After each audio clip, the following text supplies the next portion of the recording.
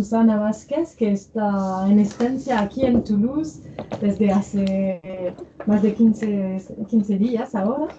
Y bueno, Susana es profesora titular en el Departamento de Sociología Aplicada de la Universidad Complutense de Madrid y sus líneas de investigaciones son sociología de género y sociología de educación, de la educación, y dos temas que, bueno, hoy vamos a hablar mucho, sobre todo en el tema de educación superior, que un tema sobre lo cual ella tiene muchas publicaciones en revistas prestigiosas e incluso proyectos de investigaciones, que vamos a hablar mucho de eso, de estas líneas en la educación superior. Y bueno, su presentación, el título de su presentación es Las paradojas en torno a la igualdad de género en las universidades, el caso español. Y bueno, es una manera también de iniciar una discusión que a lo mejor sea comparativa para impulsar discusiones sobre, bueno, lo que pasa en España y también al nivel más europeo y a lo mejor, no sé, al nivel latinoamericano. Y bueno, Susana, te dejo la palabra cuando quieres. Vale. Pues estupendo, muchas gracias, Yuli, muchas gracias a quienes os habéis conectado para el seminario de hoy. El tema de este seminario, como ha explicado Yuli, es hablar sobre las desigualdades de género en las universidades, centrados fundamentalmente en el contexto español, pero no limitado solamente a este contexto. Y entonces para ello lo que hago es, digamos, tomando como punto de partida la institucionalización de las políticas de igualdad de género en las universidades en España, pues lo que quiero poner de manifiesto, digamos, es la complejidad que hay detrás de ese fenómeno, que nos ayuda a entender también esa complejidad, el por qué el avance, digamos, es tan lento y por qué también surgen cada vez más resistencias a estas políticas de igualdad de género. Y para ello, pues voy a utilizar una herramienta que son las paradojas, porque creo que es una herramienta, como vamos a ver ahora, que nos ayuda a entender esta complejidad, pero más allá de eso nos ayuda también a reflexionar sobre cómo, digamos, podemos seguir avanzando e identificar un poco esos cambios, esas continuidades que hay a lo largo del tiempo.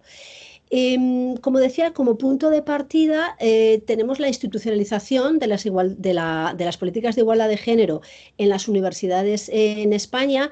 Digamos, collage que he puesto aquí con diferentes imágenes, y trata de sintetizar de alguna manera algo que es verdaderamente muy complejo, pero que, bueno, pues para que se entienda un poco el contexto de partida, para quienes pues no lo conocéis demasiado, pues creo que ayuda un poco a entender de dónde vienen todas estas políticas de igualdad, y lo que es más importante, que llevamos ya más de 2 décadas con estas políticas de igualdad y que hay cada vez más. Y entonces eso también es como más paradójico con respecto a las inercias y a las resistencias que tenemos actualmente, que podemos identificar actualmente. Entonces, bueno, pues todo parte de en 2001, de ese informe que fue, digamos, solicitado por parte de la Comisión Europea al grupo de expertas, ¿no? Este grupo ETAM, y que, bueno, pues que se considera que es el primer diagnóstico sobre la situación de las mujeres y de los hombres en el sistema científico europeo. Y hay dos grandes conclusiones que se extraen de este informe. Una tiene que ver con las brechas que hay con respecto a la igualdad de género entre hombres y mujeres en el sistema científico, y por otro lado, el papel que tienen en este sentido los sistemas de evaluación de méritos, en concreto en los procesos de acceso y promoción en estas instituciones científicas. Este informe tuvo una repercusión inmediata en la mayoría de los países europeos. Empezaron a tomar medidas, empezaron a hacer iniciativas, en el caso español en concreto, se empezaron a tomar medidas para favorecer la igualdad entre hombres y mujeres. Se creó, por ejemplo, en el año 2005 la unidad de Mujer y Ciencia. Hubo muchas publicaciones de informes periódicos durante muchos años, los informes de Académicas en Cifras, también se publicó Científicas en Cifras, se creó un observatorio, el Observatorio de las Mujeres de la Ciencia y la Innovación, pero es cierto que no va a ser hasta el año 2007 cuando de alguna manera se crea un marco integral, ¿no? Un marco que integra y que aglutina todas estas medidas que se van adoptando y que es a través en ese año de la ley, que ese marco, digamos, lo da la ley para la igualdad efectiva entre mujeres y hombres por un lado, y en ese mismo año la Ley Orgánica de Universidades. Esto supone que a partir de ese momento se crean las unidades de igualdad en todas las universidades públicas.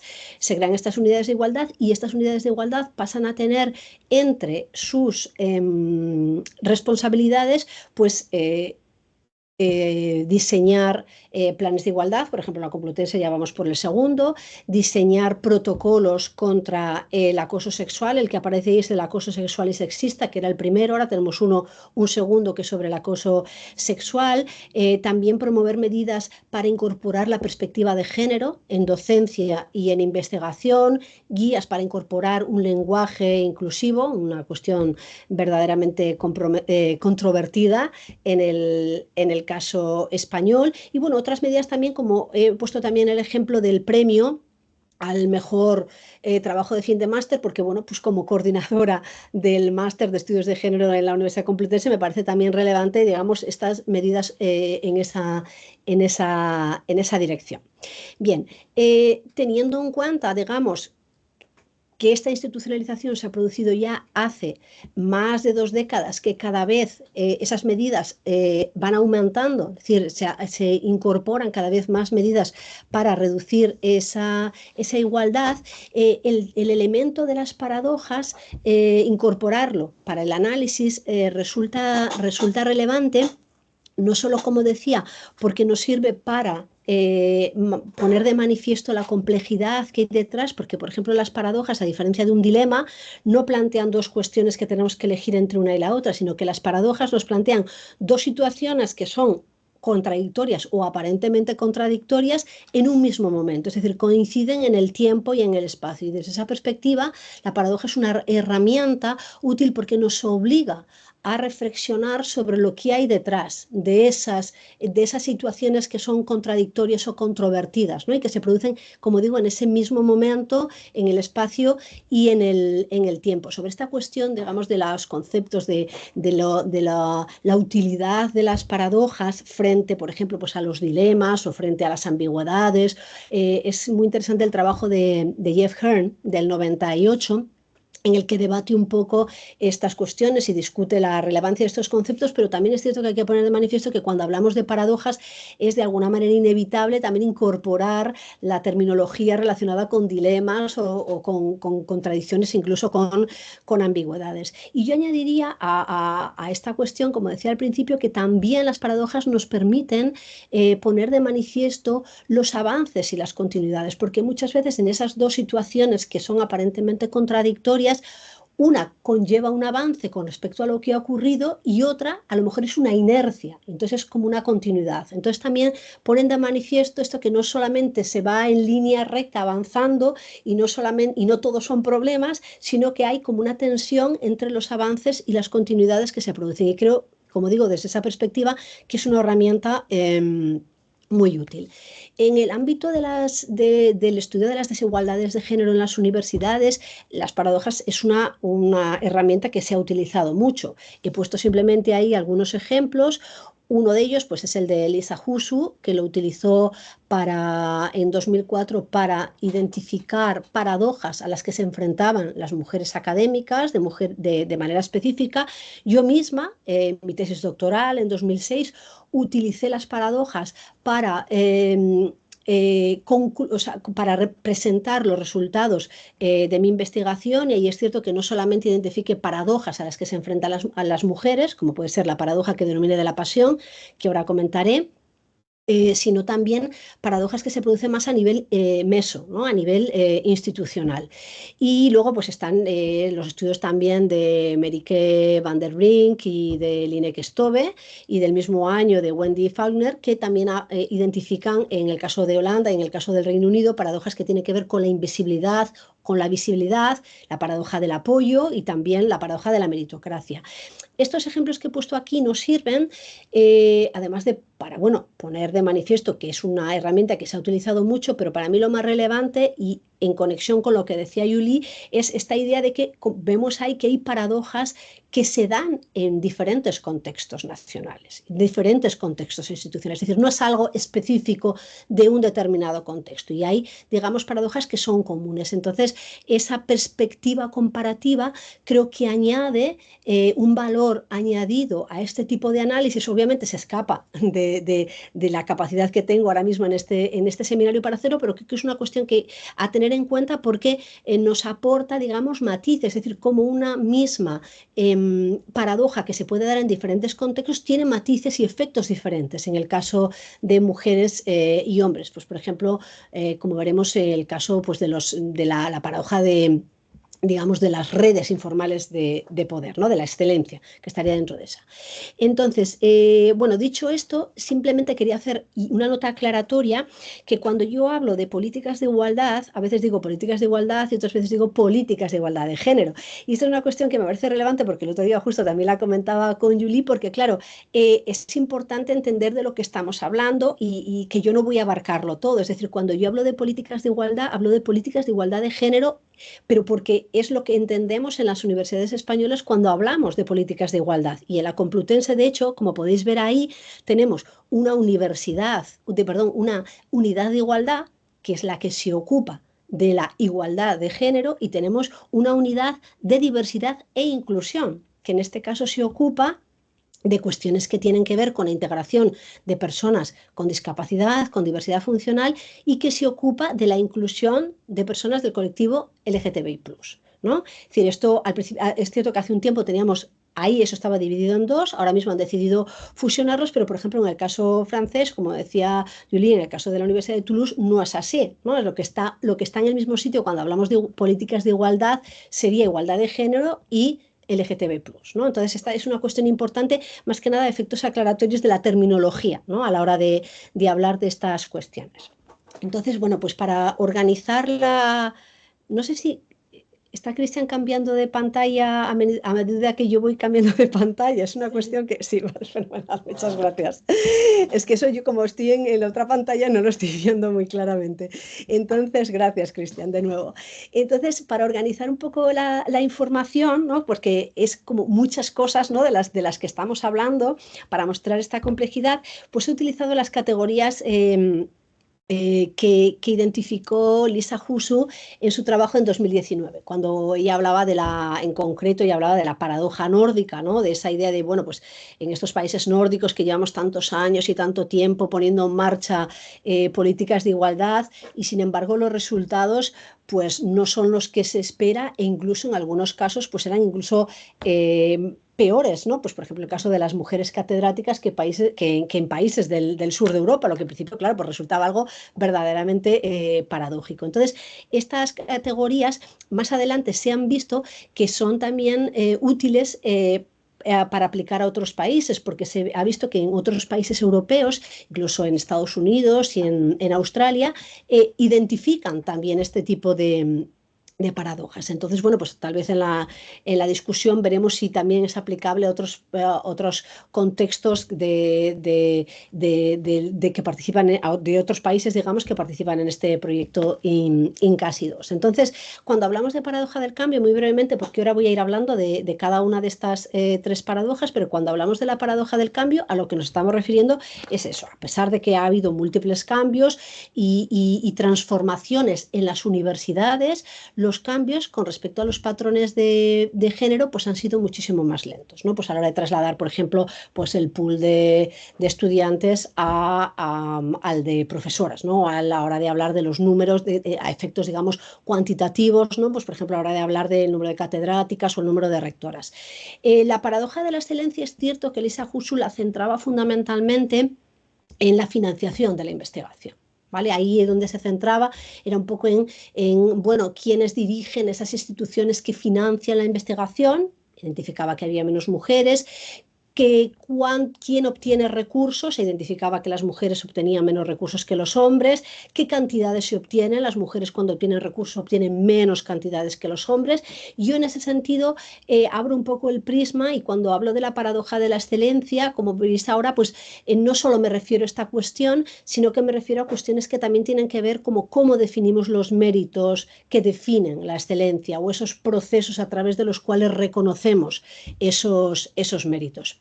Y con respecto a la tercera, que sería la paradoja de las intervenciones, bueno, pues esa tiene que ver que desde hace tiempo, digamos, se producen intervenciones políticas para promover un cambio estructural de género en las universidades, pero que pese a ello sigue habiendo inercias y yo añadiría que hay cada vez también más resistencia, es decir, a mayor número de iniciativas, mayor número de resistencias. Decimos de manera sintética para que entendáis un poco por dónde van a ir cada una de las paradojas de las que voy a hablar.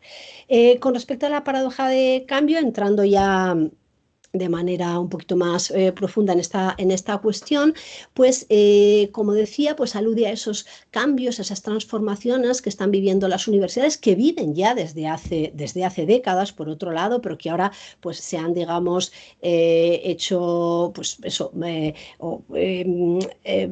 se producen de una manera más rápida y más intensa y que tienen que ver con la internacionalización, con las formas de gobernanza que conlleva una mayor rendición de cuentas, con el hecho de que, bueno, pues esto conlleva una mayor competitividad y por tanto también un mayor control, ¿no? Porque se busca una mayor excelencia. A partir de la idea de excelencia pues se generan, digamos, ese tipo el priorizar la tecnología, por ejemplo, es decir, toda esta vorágine en la que están las universidades metidas, digamos, desde hace décadas, ante esta situación resulta de alguna manera sorprendente que estos cambios se presentan como si fuesen neutros desde el punto de vista de género. Y esto, pues claro, pues resulta paradójico porque lo que frente a esa vorágine de cambios lo que tenemos son muchas inercias con respecto a los patrones de género. Y no solamente eso, sino que todos estos cambios tienen consecuencias de género y en muchas ocasiones a lo que están dando lugar es a crear nuevas desigualdades de género, es decir, algo que es aparentemente neutro y que no afectaría de manera directa a las mujeres, sí está generando unos efectos pues negativos en ese sentido. Un ejemplo de estas inercias se puede ver aquí. Estos son datos sacados de She Figures de la última edición del 2024 y aquí lo que vemos es, digamos, la proporción de mujeres que están en lo que se denomina el grado A, que es, bueno, pues sería el nivel de catedráticas, ¿no? Y ahí pues lo que vemos es que los avances son muy lentos, es decir, hay como un cierto, digamos, estancamiento desde el 13, ¿no? hasta el 22 y luego pues es cierto y eso es innegable porque claro, hay que reconocer también que está habiendo avances y que se están haciendo cosas y por eso está habiendo avances. Sí que es cierto que se observa un aumento, no se pasa del 21 casi pues al 24, pero como decía, pues hay mucha lentitud a la hora de que se produzcan estos cambios.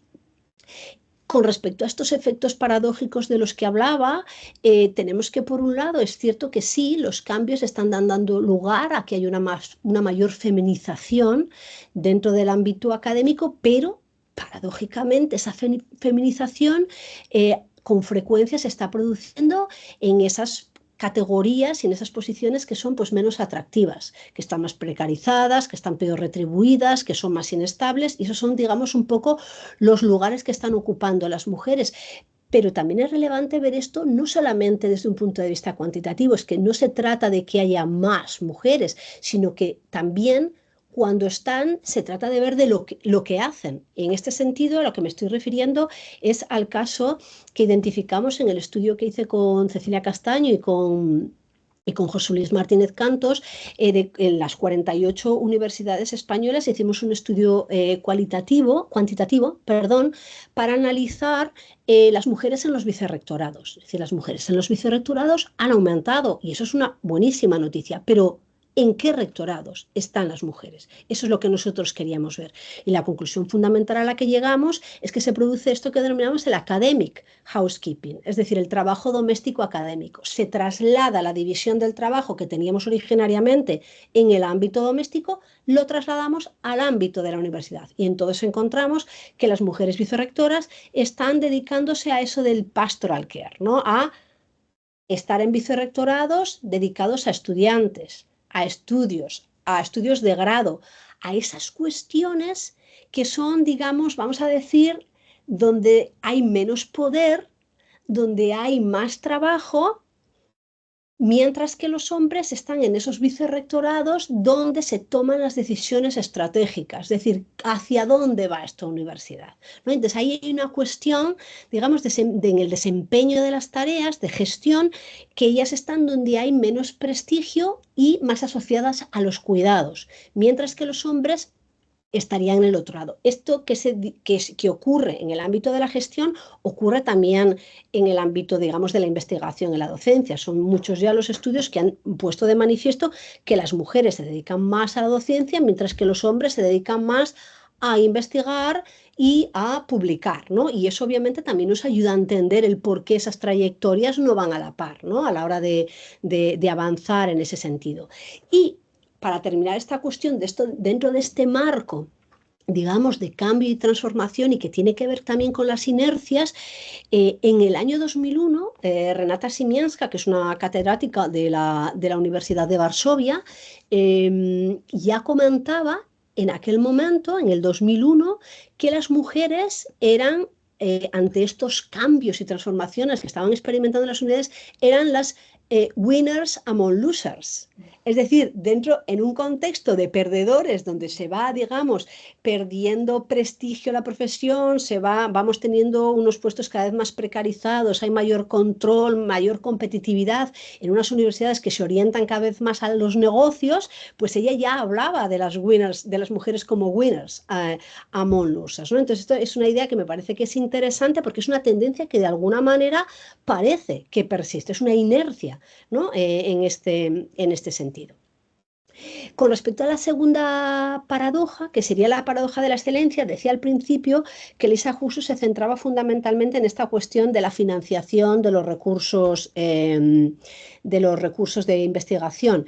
Y yo abro más el prisma. ¿Por qué? Porque si vemos este dato, que es también de She Figures 2024, pues en el caso español vemos que aquí ha habido avances. Es decir, la brecha que había en el año 2017 era de casi 5 puntos entre mujeres y hombres, mientras que este último dato, que como digo es de She Figures del 24, pero los datos son del 22, muestra una diferencia del 0,6. Es decir, se ha reducido mucho esa brecha entre hombres y mujeres. Y más allá de eso es que además estamos, digamos, mejor, los datos son mejores que los de la media,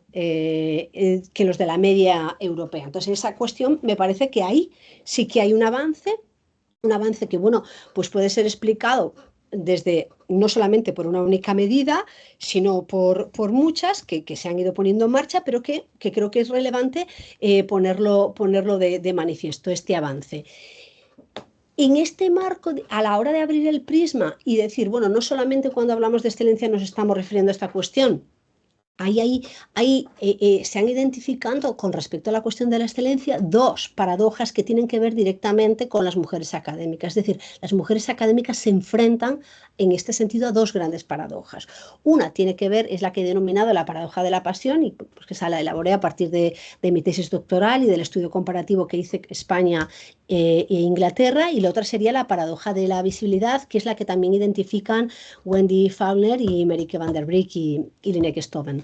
Entonces, con respecto a la primera, a lo que se refiere es que cuando se entrevista a los académicos y a las académicas, pues el término pasión surge cuando se habla de las trayectorias académicas y surge en una doble dimensión. Es decir, se habla de pasión refiriéndose a que estamos ante una profesión que es vocacional, que además nos hace nos hace realizarnos y por la que de alguna manera sentimos, ¿no?, como devoción. Es decir, es nuestra pasión en el sentido, a mí me gusta tanto mi trabajo que trabajo los domingos, los lunes, en vacaciones, los festivos. Es decir, yo dedico mi tiempo, ¿no?, de alguna manera a esto porque es lo que realmente me gusta y no es ni siquiera un trabajo para mí. ¿No? Es como hago lo que verdaderamente me gusta.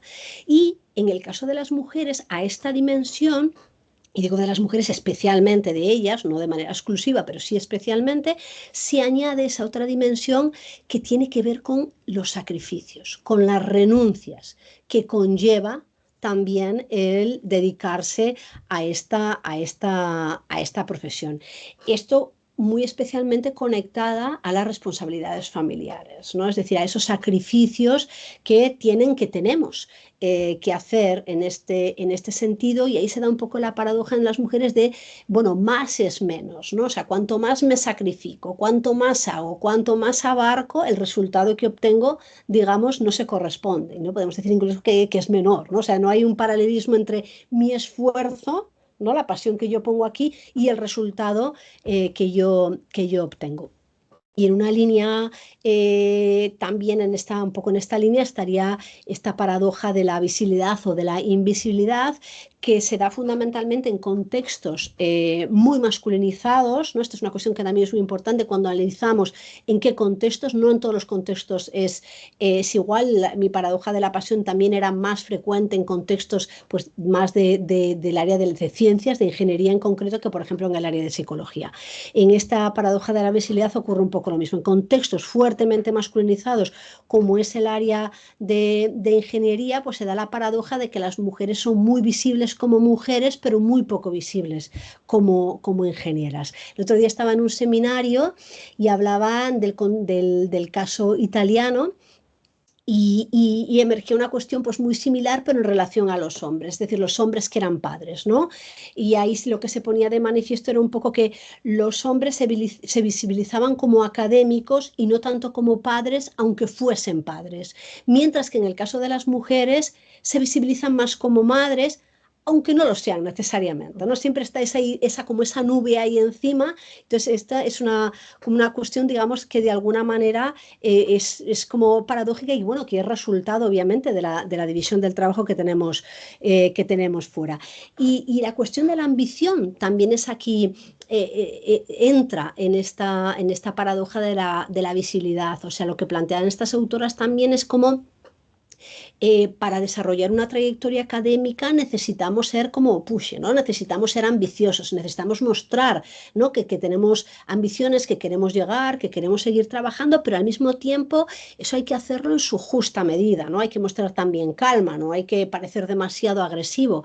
Entonces, en el caso de las mujeres, claro, pues se produce esta situación en la que, bueno, pues si no lo explicitan, se reproduce de alguna manera ese discurso dual, ¿no?, y dominante de que las mujeres no son ambiciosas. Y como son ambiciosas, pues ellas como que no les interesa, ¿no?, promocionar. Estás aquí un poco como por amor al arte, ¿no? Como me gusta tanto mi trabajo, pues yo lo hago, independientemente de de que me promocionen o no, ¿no? Entonces, y si se muestran, digamos, ambiciosas, pues claro, la ambición pasa a ser algo negativo.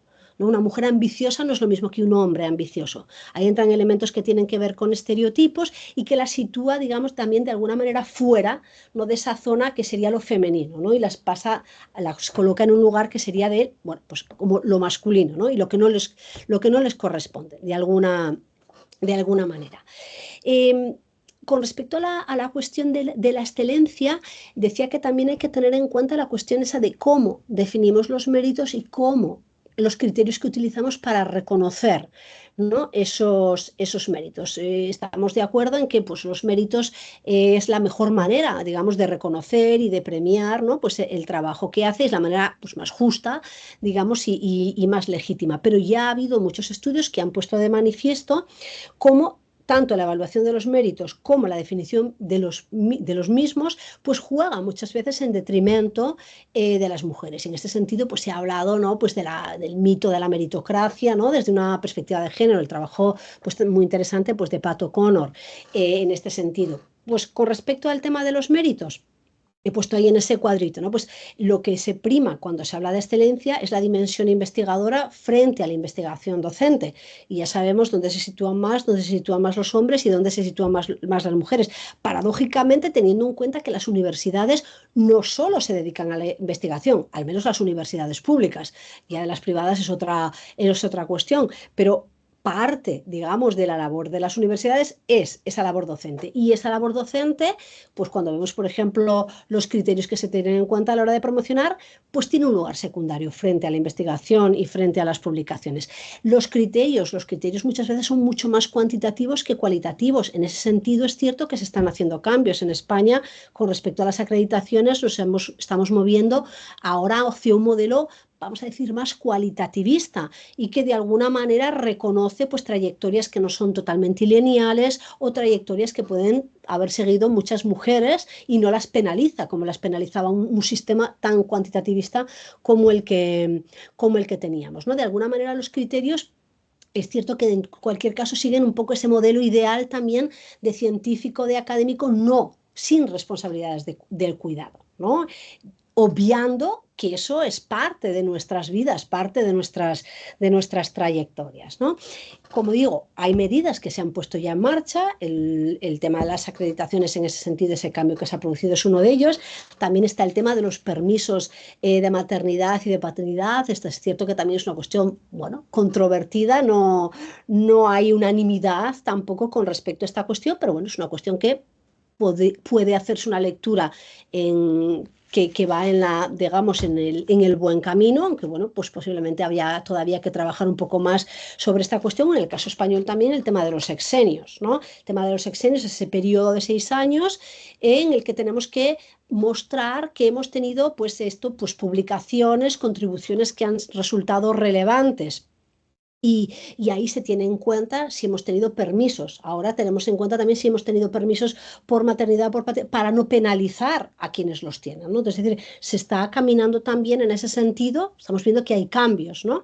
Más allá, como digo, de estas continuidades. Y un segundo ejemplo, y ya el último, con respecto al tema de los criterios y de la forma de evaluarlos, tiene que ver con esa dimensión, con la micropolítica, ¿no? Con esta dimensión que nos habla del continuum entre lo formal y lo informal. Sobre esta cuestión me voy a tener que controlar porque es mi tema, digamos, entonces no voy a desarrollar mucho esta cuestión, pero sí que es importante cómo cuando hablamos de méritos, estamos hablando pues, de méritos explícitos, ¿no? De méritos que son tangibles, ¿no? De alguna manera, pero claro, es que los méritos no solamente son esos, hay otros méritos que están por detrás, que son, digamos, los informales o los no explícitos y que juegan también un papel muy importante. En un contexto como el que tenemos en España, donde todavía, a pesar, y eso sí que se están haciendo también cambios en este sentido,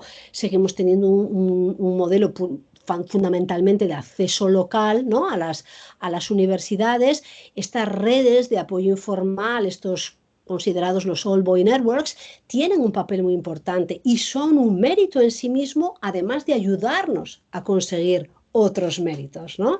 Entonces, los estudios que hemos hecho, pues lo que ponen de manifiesto es que las mujeres no están en esas redes informales, se benefician en menor medida de estas redes informales y cuando las crean, que es lo que he puesto ahí, lo de los WONs, ¿no? Los Women Only Networks, cuando las crean, pues tienen una naturaleza diferente, tienen una naturaleza más formal y no movilizan los mismos recursos ni tienen el mismo poder, con lo cual ahí tiene un efecto, digamos, no tiene el mismo efecto, o sea, que en el caso de de los hombres. Como digo, se están poniendo ya medidas y creo que esto es muy, muy relevante en este sentido, pues para eliminar un poco esa idea de la endogamia que estaba tan instalada en nuestras universidades. Entonces, las acreditaciones han sido claramente un paso adelante en ese sentido. Es decir, cualquier sistema que promueva la transparencia es un paso adelante en ese sentido. También he puesto como ejemplo lo del el programa Echegaray, que es pues, unos programas que se han puesto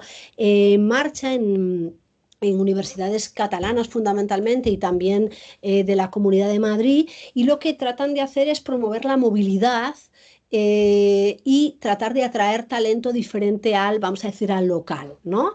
Bueno, estas iniciativas yo creo que tienen una parte positiva, pero tampoco podemos perder de vista, y yo creo que también tenemos que ser críticos en ese sentido, que bueno, pues también conllevan una serie de controversias, ¿no? Es decir,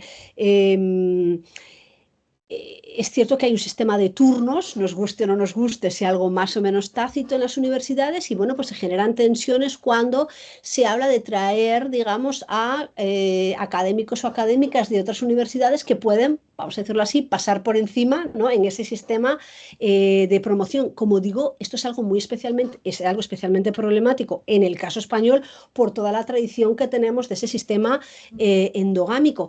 Y bueno, luego no podemos olvidar, bueno, la picaresca también, ¿no? Como muy, muy de nuestro país y sin tener ninguna voluntad de reproducir estereotipos, pero bueno, luego está un poco esta picaresca, y que muchas veces estas movilidades se producen solamente para poner la cruz en una casilla, lograr ese requisito que se pide para poder promocionar en mi propia universidad. Y bueno, lo de la movilidad, pues eso, puntual, voy un rato y me vengo y ya cumplo el requisito y ya puedo promocionar en la mía, en la de origen. No podemos olvidar, ahora mismo no tengo el dato concreto, pero o sea, las universidades españolas, la mayoría o un porcentaje muy elevado ha hecho esa tesis en la misma universidad en la que ahora es profesor o profesora, ¿no? Esto es una cuestión que es muy específica de nuestras universidades, pero que es muy relevante a la hora de entender también todas estas dinámicas.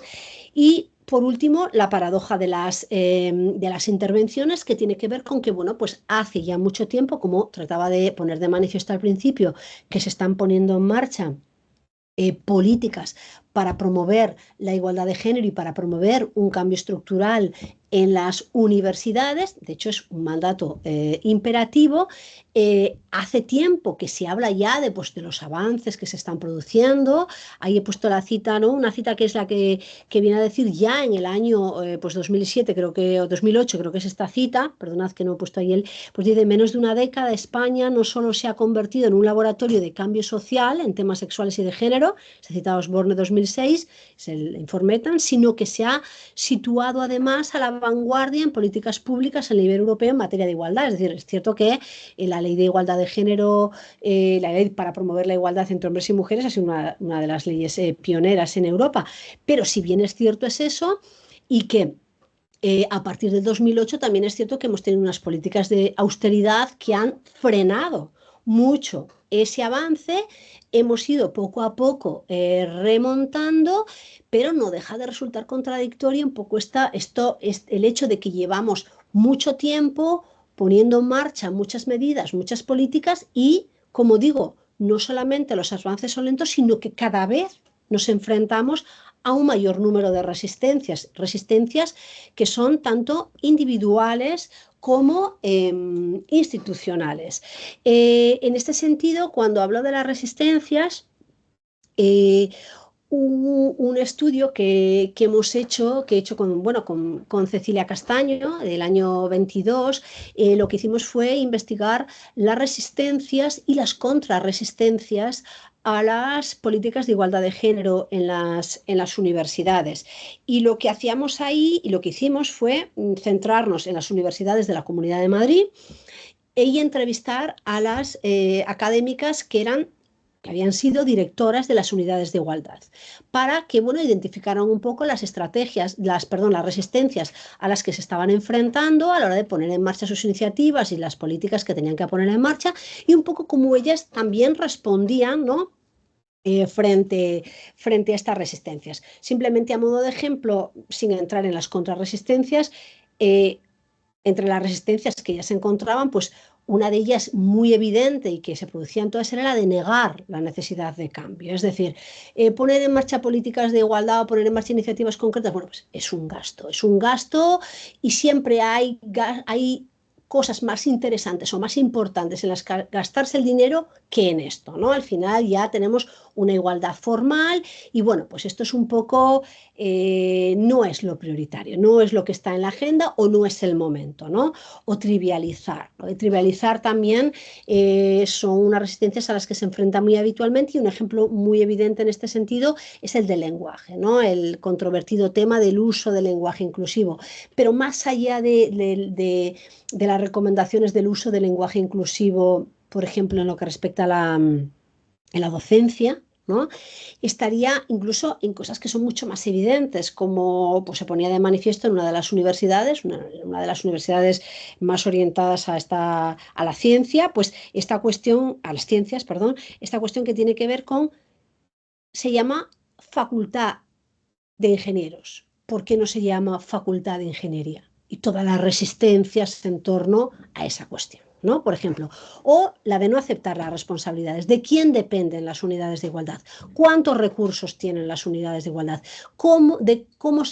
¿En qué medida son visibles las unidades de igualdad y lo que están haciendo en la página web de la Universidad Complutense? Se les da recursos muy limitados, en términos de recursos humanos, pero también en términos de dinero para hacer cosas. Y no solamente eso, sino que tienen que estar pidiendo autorización constante para hacer según qué cosa. Es decir, no se les dota del poder necesario ni de los recursos necesarios para hacer lo que se espera que hagan, lo que la norma establece que deben hacer. Y voy terminando.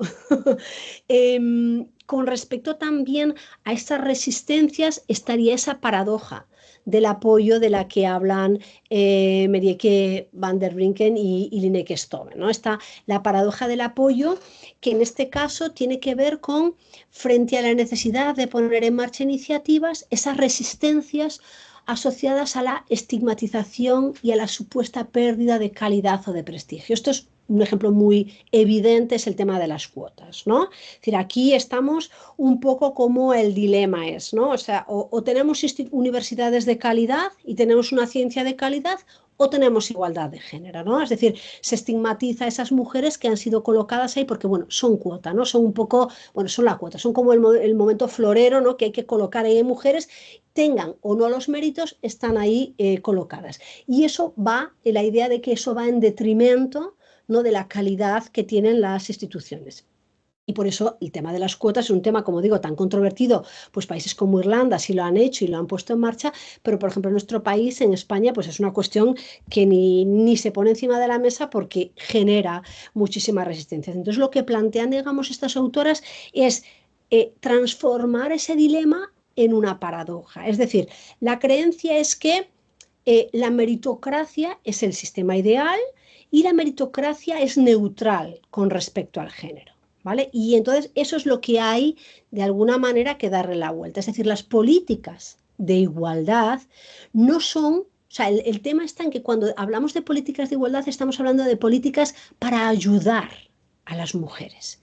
Y estamos pasando por alto que a los hombres se les apoya de muchas maneras y esto no se entiende de la misma manera. Es decir, las redes informales de poder apoyan a los hombres, ¿no? En sus trayectorias académicas. Y esto no se entiende, como algo negativo ni como algo que cuestione el modelo meritocrático. O a los hombres también se les ayuda a través del academic housework o del housework directamente. Es decir, esa división del trabajo que hay en el ámbito doméstico y que se traslada al ámbito de las universidades es también un apoyo, ¿no? Para los hombres, les ayuda a promocionar. Y eso tampoco, digamos, se entiende como algo en términos negativos. Entonces, la cuestión es que al plantear, en lugar de como un dilema, como una paradoja, Esto nos lleva a reflexionar sobre esa aparente neutralidad, ¿no?, que hay detrás de esta idea de